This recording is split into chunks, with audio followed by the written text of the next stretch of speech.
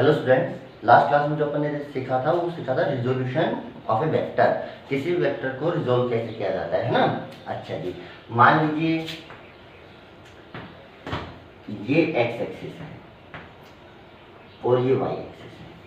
ठीक, यहाँ पे कोई वेक्टर है, मान लीजिए एफ वेक्टर, जो एक्स एक्सिस से थीटा एंगल है ना। इसका जो मैग्नीट्यूड है इस वेक्टर का वो है एफ। ठीक, तो इसका जो एक्स डायरेक्शन में कंपोनेंट आएगा, यानी ये जो कंपोनेंट आएगा ये कितना आएगा, एफ कोस थीटा, और इधर जो कंपोनेंट आएगा वो आएगा एफ साइन थीटा, है ना। दो परपेंडिकुलर डायरेक्शन में, है। देखिए एक्स और वाई एक्सिस, एक्स एक्सिस को मैं इधर मान रहा हूँ, वाई एक्सिस को इधर, है ना। ये किधर भी हो सकता है, मैं ऐसा भी मान सकता हूँ। इधर मान लीजिए एक्स एक्सिस ऐसे है, वाई एक्सिस ऐसे है, वो दोनों परपेंडिकुलर होनी चाहिए, है ना। वो मैं इधर मान सकता हूँ, जेड एक्सिस ऐसे है ना, तीनों परपेंडिकुलर होते हैं। चलिए, तो किसी भी वेक्टर के दो डायरेक्शन के अंदर मैं क्या निकाल सकता हूँ, कंपोनेंट, है ना। ये मल्टीपल वेक्टर्स को ऐड करने में अपनी हेल्प करेंगे, है ना। अगर सभी वेक्टर्स को, जितने भी वेक्टर ऐड करने उनके एक्स और वाई डायरेक्शन में आप कंपोनेंट्स निकाल लेंगे तो सभी एक्स वाले डायरेक्ट जितने कंपोनेंट है डायरेक्ट जुड़ जाएंगे, और जो वाई डायरेक्शन में जितने कंपोनेंट है वो डायरेक्ट जुड़ जाएंगे, क्योंकि इधर सारे के बीच में एंगल कितना होगा, 0, और इधर सबके बीच में एंगल ये भी कितना होगा भाई, 0, है ना। अच्छा जी, वो लास्ट क्लास में आपको समझाया भी था। अब देखिए और देखिए, जैसे मैं आपको सिंपल से करवाता हूँ। सिंपल से मैंने आपसे बोला कि मान लीजिए ये 10 न्यूटन का फोर्स है जो यहाँ से 37 डिग्री का एंगल बना रहा है। 10 न्यूटन का फोर्स है जो 37 डिग्री का एंगल बना रहा है। अच्छा, इसके एक्स और वाई डायरेक्शन में कंपोनेंट निकालिए। चलिए जी, अब देखो इस डायरेक्शन में कंपोनेंट, इस डायरेक्शन, अब देखो दो तरीके हैं जो आपके कंपोनेंट निकाले हैं। एक्स डायरेक्शन में एफ कोस थीटा और वाई डायरेक्शन में एफ साइन थीटा। उसमें थीटा होता था एक्स एक्सिस के साथ एंगल, यानी अगर आप एक्स डायरेक्शन में एफ कोस थीटा लिखते हैं तो थीटा आपको पता होना चाहिए एक्स एक्सिस के साथ, यानी ये वाला, है ना जी। और आपको दे रखा है ये, तो इसकी वैल्यू हो जाएगी 53, है ना। या फिर आप देखो सिंपली ऐसे कर लीजिए कि देखो जिसके साथ थीटा पता हो, जिस एक्सिस के साथ, उसकी तरफ तो आएगा कोस और दूसरी तरफ आएगा साइन। देखो इस फोर्स का मैग्नीट्यूड दे रखा है 10, तो इधर जो कंपोनेंट आएगा वो आएगा 10 कोस 37, क्योंकि वाई एक्सिस के साथ एंगल दे रखा है, और इधर आएगा 10 साइन 37, क्योंकि यहाँ पे एंगल इधर से पता है तो इस साइड में साइन, इस साइड में कोस, यानी जो ये वैल्यू होगी, ये फाइनली जो कंपोनेंट आएगा कोस 37 की वैल्यू कितनी होती है, 4/5, है ना जी। तो ये हो जाएगा 8, और साइन 37 की वैल्यू कितनी होती है, 3/5, तो 3/5 करोगे तो ये कंपोनेंट कितना आ जाएगा, 6। तो ये बन जाएगा आपका ये 10 वाला, ये 6 वाला, और तो ऐसे इसके क्या हो गए, दो कंपोनेंट। ऐसे किसी भी फोर्स के दो कंपोनेंट निकाल सकते हैं ना। उसके जो दो कंपोनेंट बनते हैं, जैसे इस फोर्स के दो कंपोनेंट बने, ये जो फोर्स जिससे कंपोनेंट किए ये हमेशा बीच में रहेगा ना, इन दोनों के दोनों कंपोनेंट, एक कंपोनेंट इधर आएगा और एक कंपोनेंट इधर आएगा। जैसे वो और एग्जांपल देखो, जैसे मैंने आपसे बोला कि एक वेक्टर है वो इधर है, वो यहाँ से 45 का एंगल बना रहा है, ठीक है। उसकी वैल्यू है 10√2, इसका मैग्नीट्यूड है। कंपोनेंट निकालिए, तो भाई कंपोनेंट किधर आएंगे, देखो जो y डायरेक्शन कंपोनेंट आएगा वो इधर आएगा, और जो x डायरेक्शन कंपोनेंट आएगा वो इधर आएगा। बात समझ में आ रही है। जो जिसको रिजोल्व करते हो जिस फोर्स को, वो फोर्स हमेशा इन दोनों कंपोनेंट्स से क्या रहेगा भाई, बीच में ही रहेगा, है ना।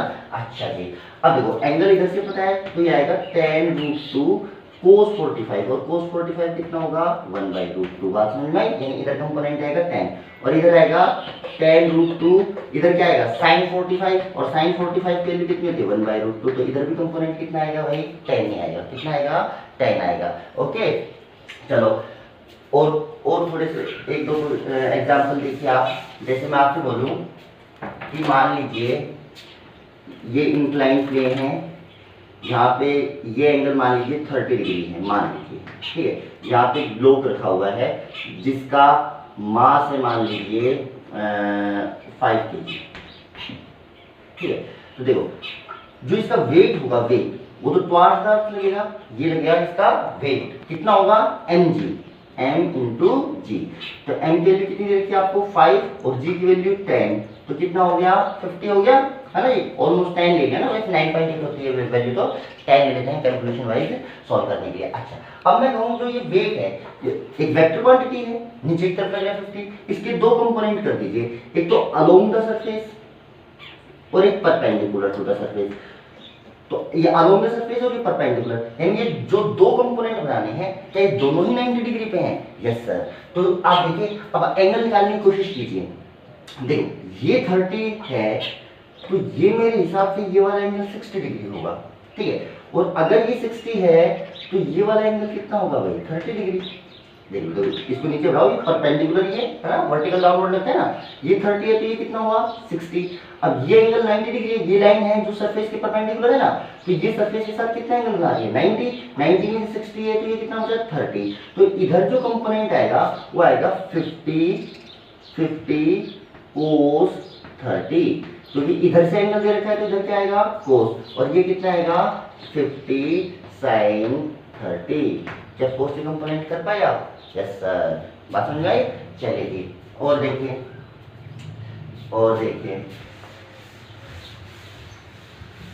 और देखिए, जैसे कि मैंने आपसे बोला कि यहाँ पे फोर्स लग रहा है वो है tan√2, ये यहाँ से 45 डिग्री पे है, ये एक और फोर्स है, ये है मान लीजिए 5 न्यूटन, और ये यहाँ से 37 डिग्री पे है। एक फोर्स इधर दे रखा है आपको मान लीजिए 20 न्यूटन, ये यहाँ से 53 डिग्री पे है। एक यहाँ दे रखा है मान लीजिए आप ले लीजिए इसको 5√2 ले लीजिए चलो, और ये भी मान लीजिए यहाँ से 45 डिग्री से। क्या चार वेक्टर है? मान लीजिए ये ए वेक्टर है, चलो F1 वेक्टर ले लेता हूँ, फोर्स लिया है ना, न्यूटन लिखा है आपने, तो फोर्स मान लेते हैं इसको ना, ये F1 फोर्स है, ये F2 फोर्स है, ये F3 फोर्स है, ये F4 फोर्स है। मैंने आपसे पूछा कि F1 plus F2 plus F3 plus F4, भाई ये कितना होगा? ठीक है, तो एक तो तरीका है कि इसको ग्राफिकल मेथड से कैसे सोल्व करोगे, पॉलीगन की साइड, इसको पहली साइड फिर दूसरी तीसरी चौथी ऐसे एक पॉलीगन बनाइए, और जो क्लोजिंग साइड होगी उसको आपको मेजर करना पड़ेगा। इसके लिए वो लाइन आपको बनानी पड़ेगी पहले, है ना, tan√2 लेंथ बनानी पड़ेगी, है ना, जो काफी टिपिकल है ना, फिर 5 लेंथ बनानी पड़ेगी, वो इस डायरेक्शन में बनानी पड़ेगी। ऐसे आपको एक पॉलीगन बनाना पड़ेगा, जो क्लोजिंग साइड की लेंथ होगी वो मैग्नीट्यूड होगा, और वो डायरेक्शन तो उसकी बाय डिफॉल्ट आई जाएगी, है ना। अच्छा अभी कितना आसान हो गया, सभी फोर्स के कंपोनेंट कर लीजिए, एक तो x डायरेक्शन में और एक y डायरेक्शन में, ठीक है। भाई इस फोर्स के कंपोनेंट बताओ जरा, इस फोर्स का जो इस डायरेक्शन में कंपोनेंट आएगा, इस फोर्स का क्या आएगा tan√2 इंटू कोस या साइन, कोस, क्योंकि इधर है ना 45, कोस 45 यानी 1/√2 कट गया भाई। तो इधर कितना आ गया कंपोनेंट 10, मैं डायरेक्टली लिख देता हूँ भाई 10, और इसका इधर कंपोनेंट निकालोगे तो इधर भी 10 ही आएगा ना, इधर आएगा sin 45 की वैल्यू भी 1/√2 होती है। अच्छा जी, अब इस फोर्स का काम हो गया, चलो मैं इधर बनाता जाता हूँ। वे पहले फोर्स के दो कंपोनेंट आए, एक इधर आया एक इधर आया, ये x डायरेक्शन है ये y डायरेक्शन है, इसका कंपोनेंट एक कितना आया 10, और इधर भी कितना आया 10। चलिए जी अब देखिए, इस फोर्स के दो कंपोनेंट करोगे तो एक कंपोनेंट आएगा इधर और एक कंपोनेंट आएगा इधर, बात समझ गई, एक कंपोनेंट इसका इधर आएगा और एक कंपोनेंट किधर आएगा इधर आएगा। अच्छा कितना आएगा, देखो कोस किधर आएगा, इस डायरेक्शन में या इस डायरेक्शन में, इस डायरेक्शन में, क्योंकि एंगल तो वाई एक्सिस के साथ बना ना, ऐसा कोई लॉजिक नहीं है हॉरिजॉन्टल डायरेक्शन में कोस आएगा वर्टिकल डायरेक्शन में साइन आएगा। आपका एंगल देखो, एंगल वाई के साथ होना है तो वाई की डायरेक्शन में आएगा भाई आपका कोस, है ना, तो वाई डायरेक्शन में जो कंपोनेंट आएगा वो आएगा 5 cos 37, cos 37 होता है भाई 4/5, cos 37 कितना होता है 4/5, तो 5 से 5 कैंसिल, तो इस डायरेक्शन में जो कंपोनेंट आएगा वो आएगा 4, तो ये इस डायरेक्शन में कंपोनेंट कितना आ गया दूसरे फोर्स का 4। अच्छा जी ये वाले है ना, और इस डायरेक्शन में जो कंपोनेंट आया वो कितना आया 5 sin 37, sin 37 होता है 3/5, कितना होता है 3/5, तो ये कैंसिल हो गया, कितना बचेगा 3, तो इधर कंपोनेंट आ गया इसका 3। तो इस फोर्स के कंपोनेंट कर लिए, इस फोर्स के कंपोनेंट कर लिए। अब आ जाइए आप इस फोर्स के कंपोनेंट, है ना, अब इस फोर्स के जो दो कंपोनेंट करेंगे तो एक कंपोनेंट इधर आएगा और एक कंपोनेंट इधर, यानी एक इधर और एक इधर। अच्छा जी, इधर जो आएगा उसके साथ कोस लगेगा क्योंकि एंगल आपको इधर से दे रखा है, तो ये कितना होगा, फोर्स कितना है 20 और कोस 53, और कोस 53 मेरे हिसाब से कितना होता है 3/5, कितना होता है 3/5। तो यहाँ पे आप 3/5 लिखेंगे तो 12 आएगा। तो इस फोर्स का जो कंपोनेंट है, इस फोर्स का कंपोनेंट इस डायरेक्शन में आएगा 12, ये 5 कितना आया 12, बात समझ में आई। अच्छा, इस डायरेक्शन में इसका कंपोनेंट निकालोगे तो 20 sin 53 आएगा, sin 53 है ना, आप सोल्व कर लेना। इस डायरेक्शन में कंपोनेंट आएगा 16, कितना आएगा 16। ऐसे ये 45 डिग्री पे है तो इस डायरेक्शन में कितना आएगा कोस, और इस डायरेक्शन में कितना आएगा साइन। तो इस डायरेक्शन में जब आप कोस लगाओगे तो ये आएगा 5 और ये भी आएगा आपका 5, क्योंकि कोस 45 के लिए 1/√2 तो √2 कैंसिल हो जाएगा। और आगे क्या सभी फोर्सेस के आपने कंपोनेंट निकाल लिए हैं एक्स और वाई डायरेक्शन में, है ना, कुछ एक्स में इधर आ रहे हैं, कुछ एक्स में इधर आ रहे हैं, कुछ वाई में इधर आ रहे हैं, कुछ वाई में इधर आ रहे हैं। अब चलो इनको सॉल्व कर लेते हैं। अब नेट एक्स डायरेक्शन में देखो कितना आया, नेट एक्स डायरेक्शन में, एक्स डायरेक्शन में अगर आप देखो तो देखो इस डायरेक्शन में कितने टोटल 15, भाई सभी एक्स एक ही डायरेक्शन में तो सिंपल एल्जेब्रिक सम हो जाएगा 15, और इधर भी कितना है भाई 12 और 3 15। तो एक्स यानी एक्स डायरेक्शन में सभी फोर्सेस का सम कितना आया भाई 0।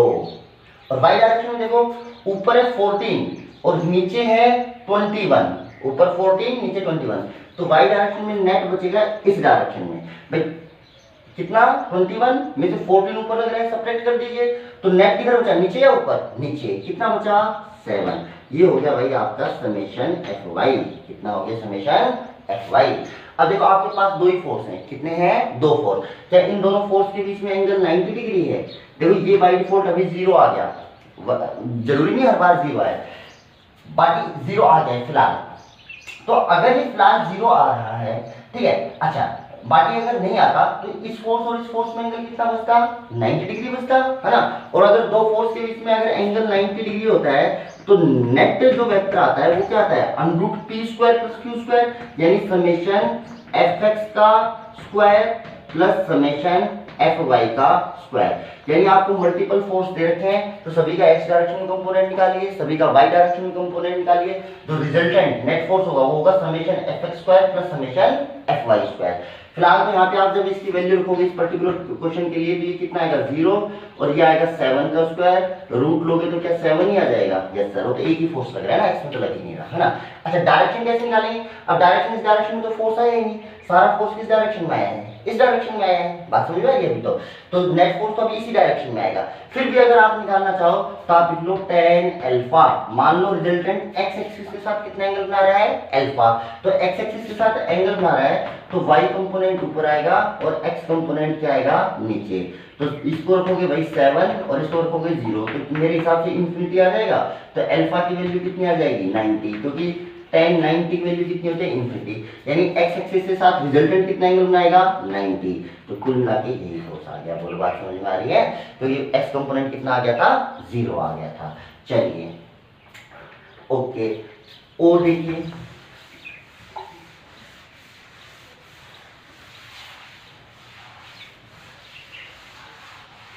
वेक्टर एडिशन, ठीक है। अच्छा जी, और देखिए मैंने आप सिंपल सा एक क्वेश्चन और पूछा, मैंने कहा कि यहाँ पे एक ए वेक्टर दे रखा है जिसका मैग्नीट्यूड है मान लीजिए tan√2, कितना है tan√2, और वो यहाँ से 45 का एंगल बना रहा है, ठीक है। एक बी वेक्टर है, एक बी वेक्टर है जो यहाँ से 15 डिग्री का एंगल बना रहा है, ठीक है, और इसका मैग्नीट्यूड है मान लीजिए 5, कितना है मैग्नीट्यूड इसका 5, है ना। वो देखो ये tan√2 है 5, तो तरीका तो ये 5 को दिखने में भी इससे छोटा ही ना हुआ, है ना। बाकी अपने लिख दिया 5 है तो इसमें 5 है, फिर भी अच्छा रहता है कि ये tan√2 ये बड़ा दिखना चाहिए, ये थोड़ा सा छोटा दिखना चाहिए, है ना, उससे तो छोटा ही है और लगभग हाफ के बराबर है, तो हाफ तो उससे लगभग लेंथ में आधा होना चाहिए, है ना। ओके, फिर नाप के नहीं करना, फिर भी अंदाजे से, है ना। अच्छा मैंने आपसे पूछा ये बी वेक्टर है, मैंने आपसे पूछा बताइए ए वेक्टर माइनस बी वेक्टर, मैंने आपसे पूछा बताइए ए वेक्टर माइनस बी वेक्टर। तो अगर ये बी वेक्टर है तो यानी मुझे क्या निकालना है, मुझे A vector plus minus B vector निकालना है, इसका मतलब है जी। तो माइनस बी वेक्टर कौन सा होगा, माइनस बी वेक्टर होगा इसको माइनस यानी इससे जस्ट अपोजिट, मैग्नीट्यूड उतना ही, और ये एंगल कितना हो गया भाई 15 डिग्री। तो ये 15 है तो जस्ट अपोजिट करोगे स्ट्रेट लाइन है तो ये 15 है तो ये भी कितना हो गया 15। अब आपको इन दोनों वेक्टर्स को ऐड करना है, इन दोनों वेक्टर्स को ऐड करना है। तो इन दोनों वेक्टर्स के बीच में एंगल कितना बचा भाई, देखो क्या ये एंगल 30 डिग्री हो गया क्योंकि टोटल एंगल 90 है ना, तो 45 ये 15 ये 60, तो बचा कितना 30। यानी कुल मिलाकर अब आपके पास केस ये बचा, आपको दो वेक्टर ऐड करने हैं, एक का tan√2 है और एक कितना है भाई आपका 5, और दोनों के बीच में एंगल कितना है 30। एक तरीका है दोनों के कंपोनेंट बना लो, पर वही बात है साइन इधर जो 15 एंगल बना रहे थे इधर cos 15 और इधर sin 15, और 15 के लिए जनरली याद में रखिए, ऐसा नहीं निकाल नहीं सकते, ऐसा नहीं है निकाल नहीं सकते, निकाल तो सकते हैं पर वो हाफ एंगल डबल एंगल निकाल के शायद मैंने आपसे निकलवाई भी हो, ठीक है, या साइन a माइनस बी निकाल के भी निकाल सकते हैं ना, साइन 45 माइनस 30 लिख लो वैल्यू आ जाएगी, ठीक है। फिर भी आप क्या करो, a vector plus b vector को आप ऐसा लिख सकते हो a square plus b square plus 2ab कोस, दोनों के बीच में एंगल है 30 का रूट, क्या लिख सकते हैं, यस सर। क्या यहाँ मुझे a का मैग्नीट्यूड दे रखा है, यस सर। क्या b का मैग्नीट्यूड दे रखा है, यस सर। क्या दोनों के बीच में एंगल भी दे रखा है, यस सर। तो मैं डायरेक्ट दो ही फोर्स जोड़ने थे तो मैंने ऐसे जोड़ के, मल्टीपल फोर्स होते तो दोनों तरफ कंपोनेंट करता ना, ऐसा नहीं कि अब भी कंपोनेंट करके जोड़ोगे तो जुड़ेगा नहीं, जुड़ेगा तब भी, है ना। अच्छा जी, अब वैल्यू कितनी आई भाई, रखते जाइए भाई, a यानी a plus minus B vector, ठीक है, यानी कुल मिला के a vector minus b vector की वैल्यू, भाई a का मैग्नीट्यूड ध्यान करो कितना दिया था tan√2 का स्क्वायर, प्लस b याद करो कितना दिया था 5 का square, plus 2 tan√2 into 5 into cos 30 आ गया। इसको सोल्व कर लो, ये हो गया 200, ये हो गया 25, ये हो गया 5 इंटू 2 10, 10 इंटू 10 100√2, देखो 20 इंटू 5 100√2, और कोस 30 की वैल्यू मेरे हिसाब से कोस 30 की वैल्यू कितनी होती है, √3/2 का रूट। सोल्व कर लो, ये आ गया आपका 50, तो कुल मिला के आपके पास जो आंसर आएगा वो आ गया 225 प्लस 50√6, है ना। वो फोर्स अपन ने अपने अंदाजे से लिए थे इसलिए ऐसा आ गया, वरना ऐसी वैल्यू आएगी कि ये पूरा ऐड हो जाएगा और रूट निकल आएगा, है ना। आप प्रोसीजर को पकड़िए ना, आगे कैलकुलेशन तो कैलकुलेटर से भी हो जाएगी, कैलकुलेशन तो आप आगे कैलकुलेटर से भी कर पाएंगे, कोई खास बात है ना। बाकी आपके पास जो क्वेश्चन आएंगे उनमें ऐसी वैल्यू आएंगी कि पर्टिकुलर ऐड हो जाएगा और ऐड होने के बाद इसका रूट भी निकल जाएगा। बोल बात समझ में आ रही है। अच्छा जी, तो मैं एडिशन हो चाहे सब्ट्रैक्शन हो, ये मैं आप निकाल सकता हूँ, है ना। चलिए जी, और देखिए, और देखिए,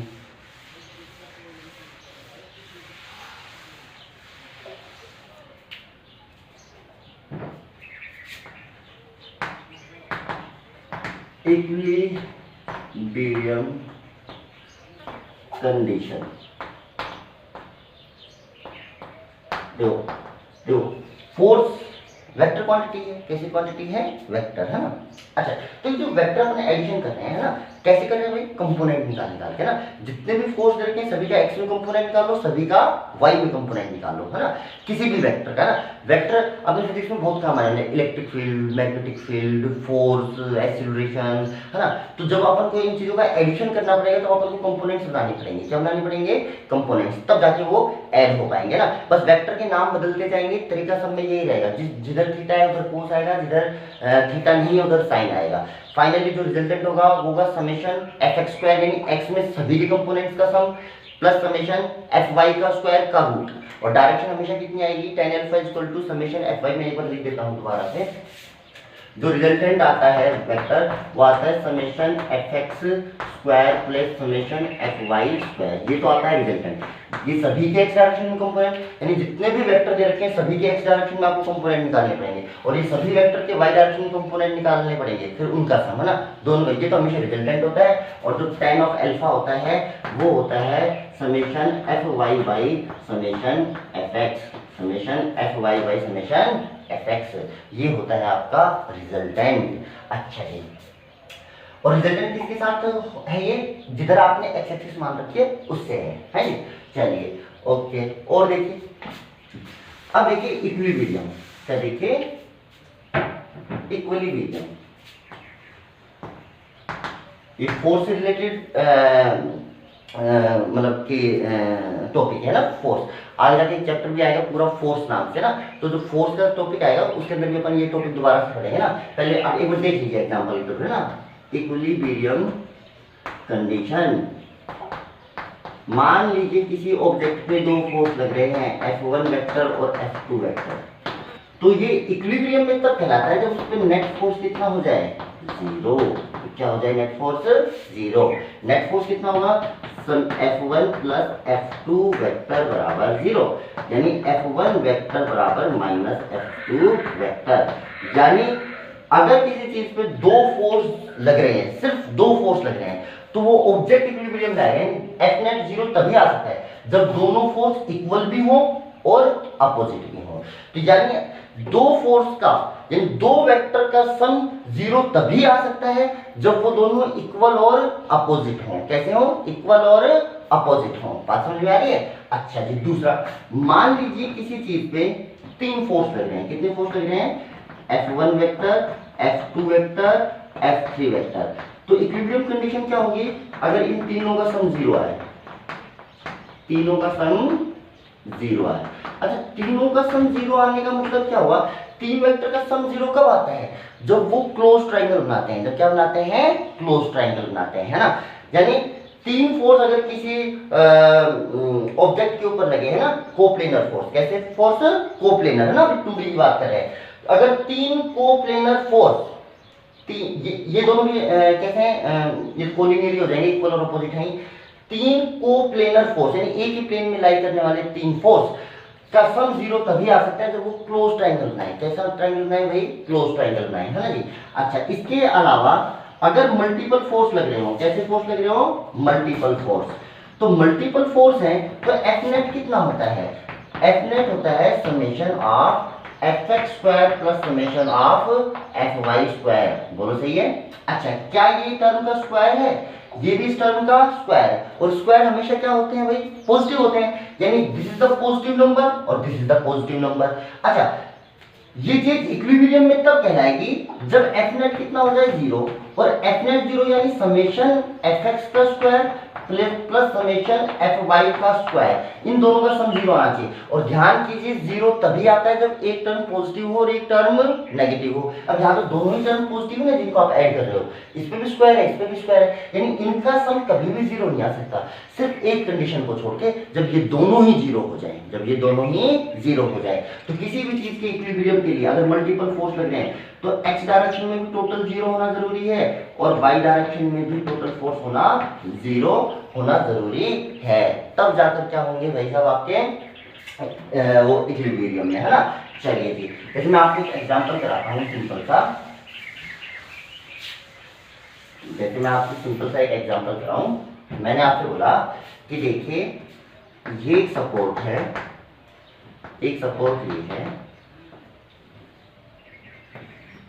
यहां से एक वेट लटकाया गया 5 kg का। कितने kg का? 5 kg का, ठीक है। अच्छा, और मैंने कहा कि ये जो एंगल है ना, ये है मान लीजिए 30 डिग्री। कितना है? चलो 37 मान लेता हूँ ना, कैलकुलेशन में रूट वगैरह नहीं आएंगे। ये 37 एंगल है, ठीक है। 37 तो कम हो जाएगा ना, 53 मान लो, ये 53 एंगल है ना। अच्छा, इसको लटकाते ही क्या इस स्ट्रिंग में और इस स्ट्रिंग में क्या टेंशन आ जाएगी? Yes sir. ये मान लीजिए टेंशन है T1, ये टेंशन है T2। मैंने आपसे पूछा T1 और T2 की वैल्यू निकाल दीजिए, किसकी वैल्यू निकाल दीजिए, T1 और T2 की। अब देखो ये ऑब्जेक्ट लटका हुआ है, ये ना नीचे जा रहा है, ना ऊपर जा रहा है, ना इधर जा रहा है, ना इधर जा रहा है, इसका मतलब ये इक्विलिब्रियम में है ना, चल ही नहीं पा रहा।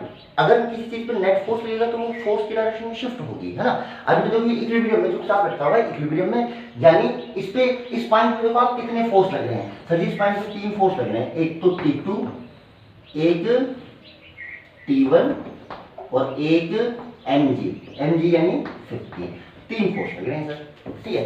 अच्छा, तीन फोर्स लगने के बाद ये चीज इक्विलिब्रियम में है, यानी तीनों मिलकर क्लोज ट्रायंगल बनाने चाहिए, एक तरीका। और दूसरा, क्या मल्टीपल फोर्स का मल्टीपल फोर्स भी है, यस सर। तो अगर ये इक्विलिब्रियम में है तो x डायरेक्शन में और y डायरेक्शन में, x डायरेक्शन में और y डायरेक्शन में अलग अलग सम कितना होना चाहिए फोर्सेस का, 0। तो पहले सभी के x डायरेक्शन कंपोनेंट निकालो, सभी के y डायरेक्शन में, चलो निकालते हैं। देखो ये मान लीजिए y डायरेक्शन, ये मान लीजिए x डायरेक्शन। अच्छा, कितने लोग बोलते हैं कि ये 53 है, तो सर जी ये भी 53 ही होगा, बोलोगा, ये हो गया 53। अब सभी के कंपोनेंट करते हैं भाई, ये तो x में आ ही रहा है, इसका क्या कंपोनेंट करना है ना जी, जो x और y में आ रहे हैं उनके क्या कंपोनेंट करने हैं, बाकी जो x और y में नहीं आ रहे उनके कंपोनेंट कीजिए, ये नहीं आ रहा, तो इसका इधर कंपोनेंट कितना होगा मेरे हिसाब से, T1 साइन लिखो या कोस लिखो, साइन 53, और इधर कंपोनेंट कितना होगा, T1 कोस 53। क्या बात समझ में आई आपको? अच्छा, अब सभी फोर्स x और y डायरेक्शन में ही आ रहे हैं। अच्छा, तो समेशन ऑफ fx 0 होने के लिए, fx 0 होने के लिए, यानी x डायरेक्शन में नेट कब 0 होगा, तो जितना इधर लग रहा है उतना ही इधर लगे, तब जितना फोर्स इधर है उतना ही फोर्स अगर इधर लगेगा तो नेट कितना आ जाएगा आपका, 0। तो पहली इक्वेशन इसके इक्विलिब्रियम होने के लिए ये पता चला कि T2 की वैल्यू T1 cos 53 होनी चाहिए, और cos 53 की वैल्यू कितनी होती है भाई, cos 53 3/5 है जी। अच्छा जी, ऐसे ही y डायरेक्शन में ये cos 53 sin 53, ये पीछे आप टेबल्स में देखेंगे ना, टेबल जो आपको लिखवाई थी उस टेबल के अंदर देखेंगे ना वैल्यू, बाकी आप थोड़ी थोड़ी प्रैक्टिस करेंगे तो आपको याद हो जाएंगी। अच्छा, क्या y डायरेक्शन में भी 0 होना चाहिए? हाँ, इक्विलिब्रियम में तभी हो सकता है जब x और y दोनों में एक साथ 0 हो जाए, x और y दोनों में एक साथ 0 हो जाए। अच्छा जी, y डायरेक्शन में देखिए, y डायरेक्शन में आप देखोगे तो ऊपर कितना आ रहा है जी, T1 sin 53, और sin 53 की वैल्यू होती है भाई 4/5 इज इक्वल टू जितना नीचे लग रहा है इतना, बोलो सही है क्या? अब इसको सोल्व कर लो, तो भाई T1 इज इक्वल टू 250/4 यानी 125/2, इतना न्यूटन तो कौन आ गया, T1। आगे भी सोल्व कर सकते हो ना, इसको 62.5 आ जाएगा। अच्छा जी, अब T1 की वैल्यू उठा के यहाँ रख दो, तो क्या T2 आ जाएगा? यस सर, T2 इसको क्या लिख दूं, 125/2 इंटू 3/5 कट कर लीजिए, ये आ गया 25, तो कितना आ गया 75/2 न्यूटन, या आप उसको लिख सकते हो 37.5। तो इस तरीके से देखो, 3 फोर्स लग रहे थे, मैंने कहा ये इक्विलिब्रियम में है, इक्विलिब्रियम में है, इसका मतलब सिंपल सा क्या हुआ कि सभी का x डायरेक्शन में कंपोनेंट 0 आएगा, सभी का y डायरेक्शन में भी कंपोनेंट्स का सम क्या आएगा, 0 आएगा। तो सभी फोर्स को x और y में डिवाइड किया, अच्छी बात थी, 2 फोर्स तो एक x में आ रहा था, एक y में आ रहा था, सिर्फ एक फोर्स के कंपोनेंट करने पड़े, तो ये भी टोटल कितना होना चाहिए, 0, ये भी टोटल कितना होना चाहिए, 0। ये 0 कब होंगे, इधर वाले बराबर इधर वाले, और ये कब होंगे, जब इधर वाले बराबर इधर वाले। बोल बात समझ में? चलिए देखो, दूसरा एग्जांपल देता हूं मैं आपको। मैंने आपसे पूछा सिंपल सा, देखिए मैंने आपसे बोला कि ये एक सिंपल पेंडुलम था, ठीक है, इसका जो वेट है ये 5 kg, ये स्ट्रिंग से लटका हुआ है, ठीक है। अच्छा, मैंने कहा इस पे मैंने इस डायरेक्शन में मान लीजिए फोर्स लगा दिया, या इसको मान लीजिए 3 kg, इस पे मैंने 40 न्यूटन का फोर्स लगाया। कितना फोर्स लगाया भाई, 40 न्यूटन का ना। अच्छा, क्या फोर्स लगाने से ये कुछ ऐसा हो जाएगा? Yes sir. अच्छा, ये 30, ये नीचे क्या लगेगा mg, यानी 3 × 10, 30 नीचे लगा, ये लगा 40, ये कुछ ऐसा टेढ़ा हो जाएगा। Yes sir. मैंने पूछा बताओ कितना टेढ़ा हो जाएगा, यानी ये एंगल कितना बनेगा। मैंने आपसे सिंपल सा ये चीज पूछी, तो बात समझ में आई। अच्छा, तो आपने देखा अब इसको सोल्व करने का तरीका। अब जो इस पॉइंट पे जो फोर्स लग रहे हैं तो कितने लग रहे हैं, एक तो 40, एक कितना लग रहा है जी 30, और एक क्या लग रहा है सर, ये टेंशन। क्या 3 फोर्स लग रहे हैं। Yes sir. देखो 30 नीचे, 40 इधर, और tension along the string. The string क्या डेवलप हुई, जो आपकी स्ट्रिंग उसमें क्या डेवलप हुई, टेंशन। अच्छा, ये एंगल, ये आपको एंगल निकालना है, ये मान लीजिए एंगल थीटा है, तो क्या ये एंगल भी थीटा होगा। Yes sir. यानी ये वर्टिकल के साथ कितना एंगल बना रहा है, थीटा। तो इसके दो कंपोनेंट, इधर क्या आएगा साइन है कोस, सर जी साइन आएगा इधर तो, और इधर कितना आएगा कोस आएगा भाई। अच्छा, इक्विलिब्रियम में मैंने कहा कि जब इक्विलिब्रियम में आएगा तब ये एंगल कितना होगा, तो इसका मतलब x में सम 0 होना चाहिए, यानी t sin थीटा की वैल्यू कितनी होनी चाहिए 40, और क्या y में भी 0 होना चाहिए। Yes sir. यानी t cos थीटा की वैल्यू कितनी आनी चाहिए 30। जब ये दोनों बराबर होंगे तो y में 0, जब ये दोनों बराबर होंगे तो x में 0। आपको क्या निकालना है, आप देख कितनी इक्वेशन है आपके पास, 2 इक्वेशन है, तो आप 2 चीजें निकाल सकते हैं भाई इससे। एक तो भाई 2 इक्वेशन है, 2 चीजें, और वो 2 चीजें कौन सी है, एक तो टेंशन और एक एंगल, है ना जी। 2 चीजें आप निकाल सकते हैं। फिलहाल तो आपसे एंगल ही पूछा है, एंगल पूछा है तो दोनों इक्वेशन को डिवाइड कर लो, तो देखो टेंशन तो अपना आप ही कट जाएगा, टेंशन का तो रोल खत्म। तो आपके पास आएगा tan थीटा बराबर 4/3, तो थीटा की वैल्यू मेरे हिसाब से आ जाएगी 53 डिग्री। कितनी आ जाएगी 53 डिग्री। अगर मैं आपसे टेंशन पूछ लेता मान लीजिए, तो मैं इन दोनों इक्वेशन को स्क्वायर करके ऐड कर देता, तो स्क्वायर करके ऐड करते तो देखो ये कितना होता, t square sine square theta plus t square cos square theta बराबर, इन दोनों को स्क्वायर करते तो ये कितना होता 1600 इसका स्क्वायर, और ये कितना होता 900। अच्छा, इसमें से t स्क्वायर आप कॉमन ले लेते तो क्या बचता sine square theta plus cos square theta, वो तो कितना हो जाता 1 बराबर 2500। तो t की वैल्यू जो आती वो आती 50 न्यूटन। कितनी आती, तो अगर मैं टेंशन भी पूछ लेता तो आप बता पाते हैं, है ना। देखो ये आगे जाके आपके काम में आएंगे, है ना जी, जब आप फोर्स वगैरह पढ़ेंगे, क्योंकि फोर्स भी तो वेक्टर क्वांटिटी है, तो वेक्टर्स को इस टाइप से सोल्व किया जाता है ना। फिलहाल तो अपन वेक्टर को जोड़ना घटाना ये सब चीजें सीख रहे हैं ना, पर मैं आपको ऐसे बता रहा हूँ जिसकी ये आगे जाके इस टाइप से सेम रूल इस टाइप से अप्लाई हो जाएंगे, है ना जी। समझ में आया क्या आपको। और देखिए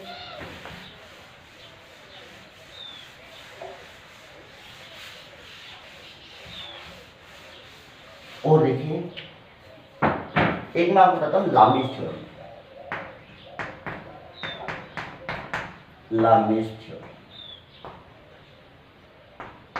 अच्छा, लामी जी ने क्या बोला कि अगर एक पॉइंट पे 3 फोर्स लग रहे हैं, 1 2 3, मान लीजिए F1 F2 F3। लामी जी ने बोला था कि अगर एक पॉइंट पे 3 कोप्लेनर फोर्स लग रहे हैं, 3 कैसे फोर्स लग रहे हैं कोप्लेनर, हाँ जी, ये तीनों फोर्स कैसे हैं कोप्लेनर, यानी तीनों देखो बोर्ड के प्लेन में ही है जी। अच्छा, मान लीजिए ये एंगल है अल्फा, ये एंगल मान लीजिए है बीटा, और ये एंगल मान लीजिए है गामा। तो मैं सिंपल सी एक बात तो जानता हूं कि तीनों फोर्स 3 फोर्स लग रहे हैं, और मैं कह रहा हूं कि ये अगर इक्विलिब्रियम है, लामीज थ्योरम कब लगेगी, एक तो 2 कंडीशन, एक तो तीनों फोर्स, पहली कंडीशन कि फोर्स कितने होने चाहिए 3, दूसरी कंडीशन तीनों फोर्स कोप्लेनर होने चाहिए, तीसरी कंडीशन ऑब्जेक्ट कैसा होना चाहिए इक्विलिब्रियम। अगर ये तीनों कंडीशन सेटिस्फाई है तो लामीज थ्योरम लग जाएगी। ठीक है, क्या होती है कैसे लगेगी वो तो बात की बात है, पहले फिलहाल आप ये समझिए, अगर किसी पॉइंट के ऊपर या किसी ऑब्जेक्ट के ऊपर 3 कोप्लेनर कोइनिशियल फोर्स लग रहे हैं, कितने 3 कोप्लेनर कोइनिशियल फोर्स लग रहे हैं, और अगर ऑब्जेक्ट फिर भी इक्विलिब्रियम में है तो ये जो थ्योरम है ये अप्लाई होती है। जैसे अभी अभी आप सवाल कर रहे थे, ये वाला सवाल क्या था ना, तो जो इस पॉइंट पे कितने फोर्स लग रहे थे 3, और ये क्या था इक्विलिब्रियम में भी था, तो उस क्वेश्चन में लामीज थ्योरम अप्लाई हो सकती थी। क्या हो सकती थी, देखो क्या 3 फोर्स थे, पहली कंडीशन सेटिस्फाई, यस सर। क्या तीनों कोप्लेनर और कोइनिशियल थे, यस सर, दूसरी कंडीशन सेटिस्फाई। और क्या ये पॉइंट इक्विलिब्रियम में था, यस सर इक्विलिब्रियम में था, तो वहां पे लामीज थ्योरम अप्लाई हो जाती। यानी मैं उस क्वेश्चन को लामीज थ्योरम से भी सोल्व कर सकता था, पर उस समय मैं जानता ही नहीं था लामीज थ्योरम के बारे में, इसलिए अपन ने कंपोनेंट करके सोल्व किया था उसको, है ना, कैसे सोल्व किया था, कंपोनेंट करके। बाकी उसको लामीज थ्योरम से भी सोल्व कर सकते हैं ना। देखो अब लामीज थ्योरम क्या कहती थी, लामीज थ्योरम ये कहती थी अगर ये इक्विलिब्रियम में है, अगर ये इक्विलिब्रियम में है तो फोर्स का मैग्नीट्यूड अपॉन, जैसे F1 लिखा तो F1 को छोड़ के जो बाकी दो फोर्स बच गए उनके बीच का एंगल का साइन, उसके सामने जो दो फोर्स बच गए उनके एंगल का साइन, है ना। इसको क्या बोलते हैं, the ratio of force and sine of angle in front of it, यानी इसके सामने वाला एंगल, है ना, का रेशियो क्या रहता है, हमेशा बराबर, यानी ऐसे ही ये बराबर रहेगा F2 अपॉन साइन, अच्छा F2 लिया तो इसके सामने वाला एंगल कौन सा है, बीटा, और ये F3 upon sine gamma equal to constant, क्या रहता है, कांस्टेंट। बात समझ में आई कि यानी ये रेशियो हमेशा बराबर रहेंगे, फोर्स और उसके सामने वाले जो एंगल, यानी सामने वाला एंगल मतलब उसके अलावा जो दो तीन ही तो टोटल है, फोर्स अपॉन जो दो फोर्स बची उनके बीच के एंगल का साइन का रेशियो बराबर रहता है। या इसको मैं ऐसा भी बोल सकता हूं कि F1 is directly proportional to sine alpha, यानी the magnitude of force is directly proportional to sine of angle between two other forces, between two other forces।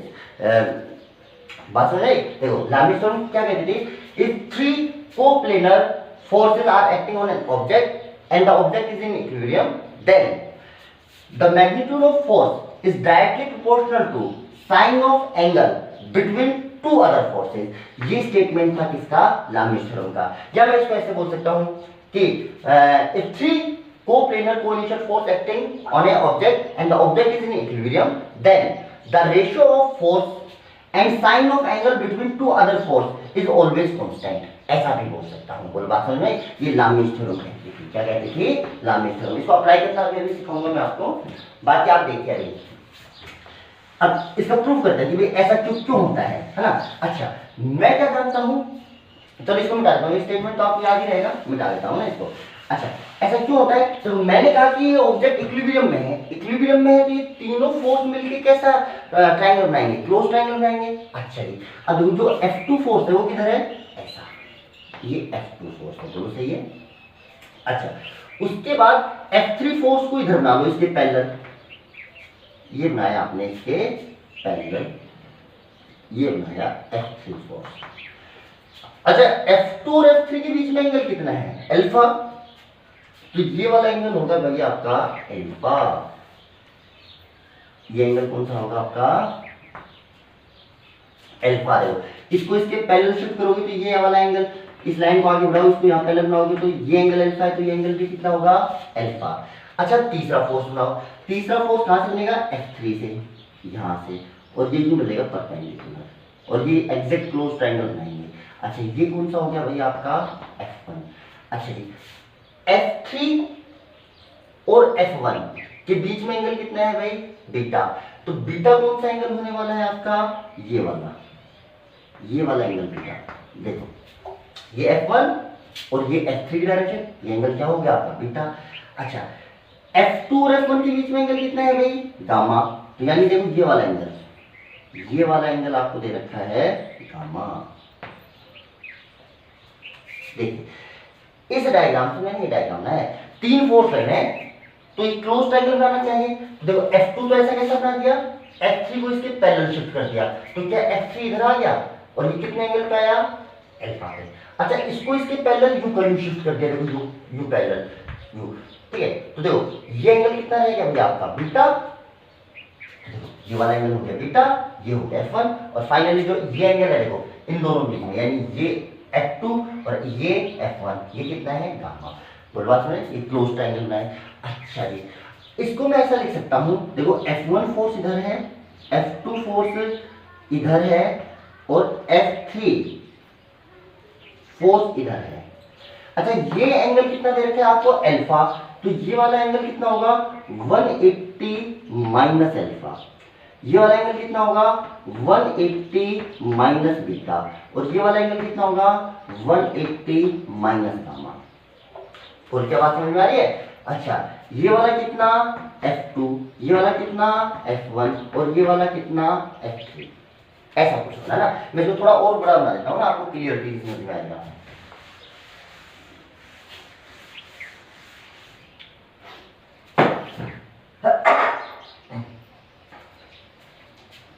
देखो ये f2,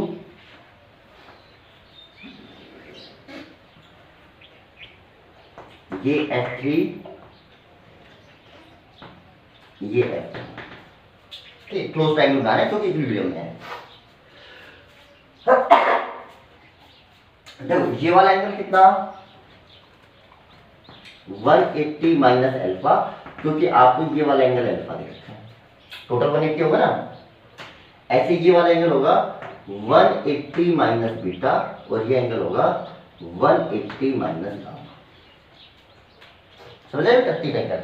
अच्छा, बाकी ध्यान दीजिए। देखो लामिस थ्योरम का स्टेटमेंट तो आपको पता ही है कि लामिस थ्योरम का स्टेटमेंट क्या है ना। आपको फिलहाल तो आपको स्टेटमेंट याद रख लीजिए और उसका वो फॉर्मूला याद रख लीजिए। ये उसका प्रूफ है कि ऐसा क्यों होता है ना। प्रूफ अभी फिलहाल याद नहीं रहेगा, कोई खास बात नहीं, अभी कोई पूछने वाला नहीं है। आगे जाके चैप्टर में जब आप आएगा वहां पे दोबारा से प्रूफ कराएंगे, तब आपको समझ में आ जाएगा। फिलहाल जितना समझ में आ रहा है प्रूफ को उतना ध्यान रख लीजिए, बाकी आपको स्टेटमेंट याद रखना है ना। अच्छा, ये ट्राइंगल है, क्या चीज है ये? ट्राइंगल।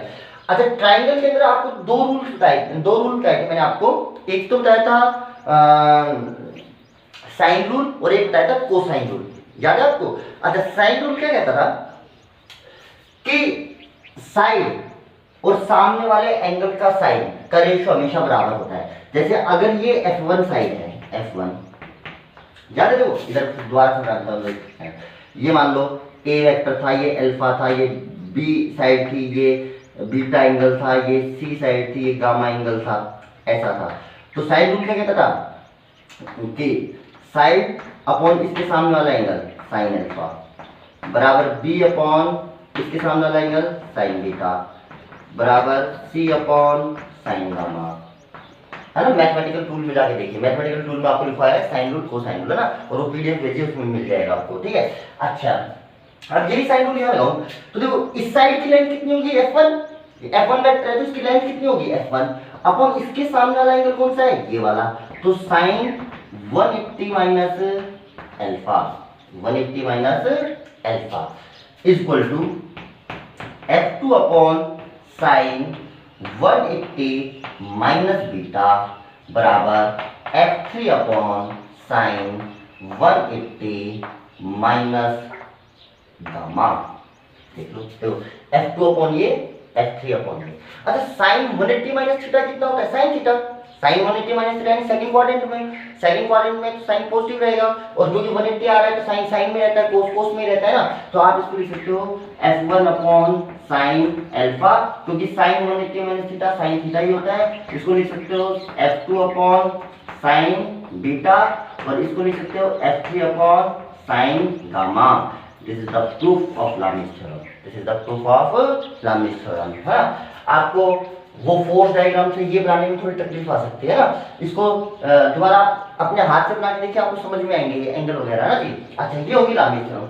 अच्छा, चलो उसी क्वेश्चन को लामिस थ्योरम से करते हैं, एक बार देखते हैं, उसी को लामिस थ्योरम से करते हैं। देखो क्वेश्चन कुछ ऐसा था,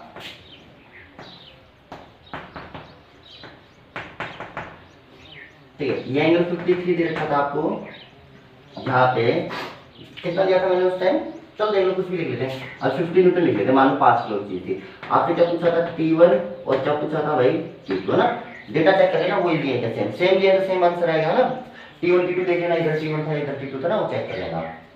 चलिए, क्या इक्विलिब्रियम में? Yes sir. अच्छा जी, फिलहाल आप ये देखिए कि अगर मैं इधर से एक लाइन खींचूं तो और एक इधर से लाइन खींचूं तो ये 53 है, तो बेटा ये वाला एंगल 53 होगा।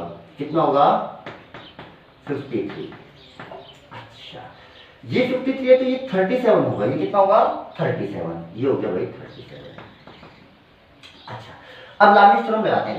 लामिस थ्योरम क्या कहती थी? फोर्स यानी 50 अपॉन इसके अलावा जो दो फोर्स बच गए, कौन से बच गए भाई, T2 और T1, इनके बीच का एंगल यानी ये वाला एंगल, तो ये कितना हो जाएगा साइन 90 प्लस 37 हो जाएगा बेटा। यस सर, देखो ये 90 ये 37 ये हो गया, is equal to T1 upon, अच्छा T1 ये वाला फोर्स है तो बचे कौन से, ये दोनों, इन दोनों फोर्स के बीच में एंगल कितना होगा 90, तो कितना हो गया sine 90 is equal to T2 upon, T2 को छोड़ दीजिए, बचा ये वाला, ये कितना हो जाएगा भाई 90 प्लस 53 हो जाएगा, तो साइन 90 प्लस 53 हो गया।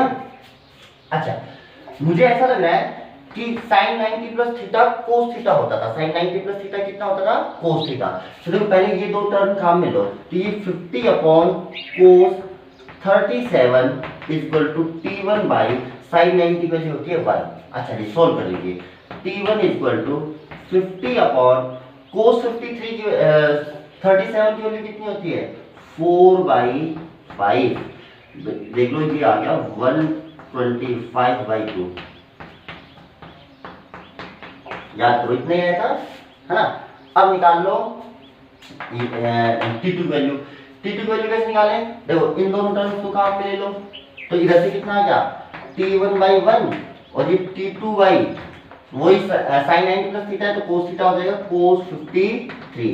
क्या T1 की वैल्यू आपको पता है, yes sir 125/2 equal to T2 sine 53 की वैल्यू पता है आपको, यस सर 3/5, 5 से इसको कट कर लो, ये हो गया 25, तो T2 की वैल्यू आ जाएगी 75/2, देखो याद करो कितना ही आ रहा है, ठीक है। ये लामिस थ्योरम है, कौन सी थ्योरम है, लामिस थ्योरम।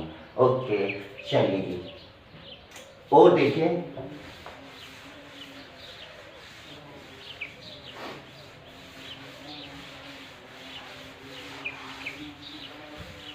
और देखिए, मैं कह रहा हूं कि मान लीजिए ये कोई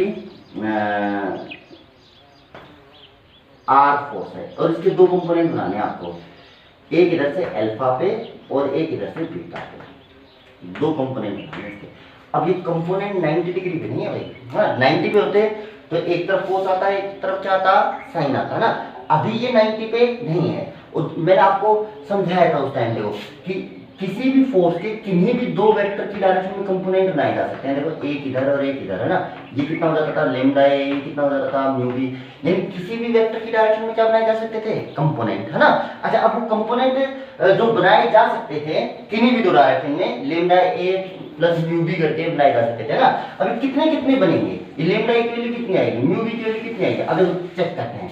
अच्छा जी मैंने कहा अगर ये रिजल्टेंट है, मतलब इसके दो कंपोनेंट बनाने हैं, इसके क्या बनाने हैं दो कंपोनेंट, एक इधर और एक इधर, तो यानी ये दो इसके कंपोनेंट अगर हैं, मान लीजिए ये ए है ये है बी, अगर ये दोनों इसके कंपोनेंट है तो इन दोनों का रिजल्टेंट कौन होगा, ये होगा, इसके तो दो कंपोनेंट के हैं। अच्छा जी आप इसको ऐसा बना लीजिए, देखो यानी क्या ये पैरेललोग्राम बनना चाहिए, यस सर। अगर ये ए और बी इसके कंपोनेंट हैं तो ए और बी का रिजल्टेंट कितना होना चाहिए, आर होना चाहिए। देखो आर के दो कंपोनेंट, या आप ऐसा समझ में नहीं आ रहा तो आपने देखिए ये आर वेक्टर था, इसके इधर कंपोनेंट मान लीजिए ए है, इधर कंपोनेंट मान लीजिए बी है, ये अल्फा है ये कितना है बीटा, तो यानी ए और बी का सम कितना आना चाहिए आर। तो देखो ए वेक्टर इधर बी वेक्टर इधर, तो और इनका रिजल्टेंट कितना होना चाहिए भाई आर, ये आर कैसा होना चाहिए, देखो वही तो बोल रहे हैं, देखो ए वेक्टर ये बी वेक्टर ये और आर वेक्टर ये, बात समझ आ रही है। अच्छा जी दूसरा और देखिए, अगर ये एंगल बीटा है तो ये एंगल भी बीटा होगा, ये दोनों तो बी वेक्टर है ना, पहले शिफ्ट क्या हुआ है। अच्छा तो ये वाला एंगल कितना होगा, देखो ये पूरा जो ट्राइंगल बना इसमें ये अल्फा है ये बीटा, तो ये होगा 180 माइनस अल्फा प्लस बीटा, ये वाला एंगल होगा, है ना। अब अपन लामिस थ्योरम लगा लेते हैं ना, देखो लामिस थ्योरम लगाओगे तो देखो क्या होगा, देखो या साइन रूल लगा लो, आपको क्या लगा लो भाई साइन रूल लगा लो आप, है ना। लामिस थ्योरम के लिए तो आपको चेक करना पड़ेगा इक्विलिब्रियम में है या नहीं है ना, आप तो साइन रूल लगाओ। अगर मैं साइन रूल लगा दूं तो देखो ये वाला एंगल देखो मैं यहाँ लिखता जाता हूँ, देखो ये वाला एंगल है अल्फा, ये वाला एंगल है बीटा, और ये वाला एंगल को इधर लिख लेता हूँ 180 माइनस अल्फा प्लस बीटा। तो देखो क्या बोलेगा, साइड, ये वाली साइड कितनी है सर जी, ये तो आर है ना, इसकी लाइन तो आर होगी, इसके सामने एंगल कौन सा है सर जी, ये है, तो कितना आएगा sine 180 minus alpha plus beta is equal to, एक साइड लो ये वाली, तो ए अपॉन सामने एंगल कौन सा है ये साइन बीटा, और बराबर बी अपॉन साइन बी, बचे हुए दो कौन से ए और आर, बी लिया तो ए और आर के बीच में एंगल कितना है अल्फा। बोलो बात समझ में आई। अच्छा जी, अब देखिए इसको थोड़ा सा सोल्व कर लीजिए, मुझे क्या निकालने थे ए और बी की वैल्यू, मुझे तो कंपोनेंट की वैल्यू निकालनी थी ना, आर तो मुझे दे रखा है और उसका उससे अल्फा एंगल पे और बीटा एंगल पे दो कंपोनेंट निकालने थे, और दो कंपोनेंट मैंने एक माना था ए और एक माना था बी। अच्छा अब इनकी वैल्यू देखना, अच्छा ए की वैल्यू कितनी आएगी, देखो इसको इधर भेजो, तो ए बराबर होगा R upon sine alpha plus beta, क्यों क्यों क्यों, क्योंकि साइन 180 माइनस थीटा कितना होता है साइन थीटा, है ना, इनटू साइन बीटा। डायग्राम में दोबारा बना लेता हूं, देखो ये ए था, ये आर था, ये बी था, ये अल्फा था, ये बीटा। अच्छा जी, और ऐसे आप बी की वैल्यू देख लो, चेक कर लो, तो इसमें कितना आएगा R sine alpha upon sine alpha plus beta. आगे इसके दो पार्ट, यस सर। देखो कुल मिला के इसके दो कंपोनेंट करने हैं, तो ए की वैल्यू क्या आएगी ए, देखो ए की तरफ एंगल कितना बन रहा है अल्फा, तो देखो जब ए निकालोगे तो एंगल ऊपर वाला काम मिलेगा, देखो आर तो दोनों में आएगा, इधर आएगा sign beta upon sine alpha plus beta. देखो ये टर्म तो दोनों में ही आएगी, जैसे बी कंपोनेंट निकालोगे तो R upon sine alpha plus beta तो दोनों ही केस में आएगा। अच्छा ये जो बी फोर्स है ये कितने एंगल पे है, ये बीटा पे, तो जब इसकी डायरेक्शन में कंपोनेंट निकालोगे तो एंगल ये वाला काम मिलोगे, यानी साइन अल्फा। कितना लोगे देखो, तो जो बी आ रहा है कितना R sine alpha upon R upon sine alpha plus beta, ए कितना आ रहा है sine beta upon sine alpha plus beta, है ना।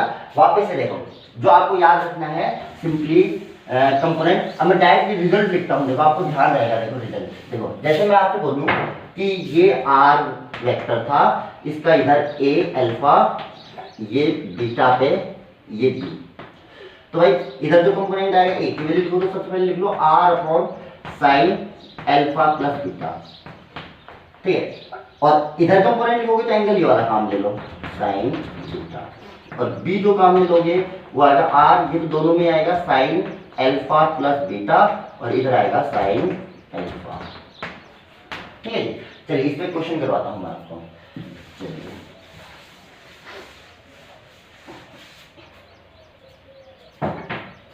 अच्छा जी, मान लीजिए कि ये 10 न्यूटन का फोर्स है, ठीक है। अच्छा जी, यहां से 30 डिग्री और यहां से भी 30 डिग्री, दो कंपोनेंट बताने हैं ना। अच्छा तो देखो इधर जो कंपोनेंट आएगा मान लो ए, वो कितना आएगा R upon sine alpha plus beta यानी 60 इंटू, देखो इधर कंपोनेंट निकाल रहा हूं तो एंगल कौन सा काम मिलेंगे ये वाला साइन 30। अब जब फिलहाल ये एंगल बराबर आ रहे हैं तो फर्क पता नहीं चलेगा, ऐसे जैसे बी होगी तो कितना होगी 10 अपॉन साइन 60 इंटू साइन 30, और ये एंगल कौन सा लिया आपने ये, क्योंकि दोनों एंगल बराबर है तो दोनों साइड में कंपोनेंट बराबर आएंगे, अलग अलग होते हैं तो अलग अलग आते हैं ना। जैसे देखो दूसरा देखो अलग अलग एंगल वाला देखो, जैसे मान लीजिए ये मान लीजिए कोई 20 न्यूटन का फोर्स है, इसका एक इधर से एंगल है 30 डिग्री और इधर से मान लीजिए 45 डिग्री, मैंने कहा इन दो डायरेक्शन में इसके कंपोनेंट बताओ, तो इस डायरेक्शन में जो कंपोनेंट आएगा वो कितना आएगा 20 upon sine alpha plus beta यानी साइन 75 है जी, इंटू साइन कौन सा एंगल काम में लोगे, मुझे तो लग रहा है 45 ले लेते हैं ना जी, इधर वाला कंपोनेंट में इधर वाला एंगल। अच्छा ये वाला बताना कितना भाई 20 upon sine alpha plus beta, ये तो 75 हो गया, इंटू इधर कंपोनेंट निकाल रहे हैं तो एंगल कौन सा भाई ये वाला साइन 30। भाई सॉल्व कर लो आपके पास आंसर आ जाएंगे दोनों कंपोनेंट। आगे क्या, अच्छा जी साइन 75 की वैल्यू याद है तो ठीक है, वरना इसको 45 प्लस 30 लिख लो, साइन ए प्लस बी से निकल जाएगी, इनकी वैल्यू तो पता ही है ना, बस वैल्यू निकालो आंसर आ जाएगा। चलिए जी, और देखो और एक चीज देखिए, मैं जब आपसे ये कहता था कि दो कंपोनेंट बनाओ दो जो 90 डिग्री पे, मान लो ये आर होता था, अगर मैं कहता था इन कंपोनेंट्स के बीच में एंगल 90 डिग्री है, तो बेटा ये थीटा होगा तो क्या ये 90 माइनस थीटा होगा? Yes sir. अगर ये दोनों कंपोनेंट 90 डिग्री पे आ जाएं, तो अगर एक एंगल दे दूंगा, तो जब मैंने दे रखा है टोटल 90 है, तो एक थीटा दे दूंगा तो दूसरा 90 माइनस थीटा अपने आप पता चल जाएगा आपको। तो इसको मान लो अल्फा और इसको मान लो बीटा। अगर पहले अब फॉर्मूला लगा के निकाल दो, ये मुझे पता था कि 90 डिग्री पर है ये आर, तो अगर इधर थीटा है तो ये आएगा आर कोस थीटा और ये आएगा आर साइन थीटा। ये फोर्स की कंपोनेंट करना तो मैं जानता हूं, है ना। फिलहाल आप इस फॉर्मूले से एक बार चेक कर लेते हैं। इधर जो कंपोनेंट आएगा वो आएगा R upon sine alpha plus beta, तो ये अल्फा प्लस बीटा तो 90 हो जाएगा, ये जैसे इस डायरेक्शन कंपोनेंट ए है, इनटू एंगल कौन सा काम में लेना है, ये वाला, इधर वाला कंपोनेंट लिख लो तो एंगल इधर वाला, यानी 90 माइनस थीटा। तो ये कितना हो जाएगा, आर साइन 90 की वैल्यू तो होती है 1 और 90 माइनस थीटा होता है कोस थीटा। देखो आ रहा है ये कंपोनेंट है। अच्छा इधर वाला कंपोनेंट लिखोगे तो बी, ये कितना लिखोगे भाई, R upon sine alpha plus beta, ये तो साइन 90 इनटू साइन, एंगल कौन सा काम में लोगे, इधर वाला कंपोनेंट लिख लो तो ये वाला, और ये वाला कितना है थीटा, तो साइन 90 की वैल्यू 1, तो इधर कितना आ गया आर साइन थीटा। तो मुझे किसी फोर्स के दो ऐसे कंपोनेंट करने जो एक दूसरे से 90 डिग्री पे, तो simple cos theta sine theta, और अगर वो 90 डिग्री पर नहीं है तब कैसे लिखोगे, R sine beta upon sine alpha plus beta, दूसरा R sine alpha upon sine alpha plus beta. ये किसी भी वेक्टर के किन्हीं भी दो डायरेक्शन में रिजोल्यूशन करने का तरीका है। क्या आपको ये चीज समझ में आई? आप यहाँ तक की प्रैक्टिस कीजिए एक बार, है ना। आज शायद थोड़ा ज्यादा हो गया, इसको थोड़ा सा आप आराम से देखिए, नेक्स्ट क्लास में आगे की चीज करवाएंगे। Okay, thank you.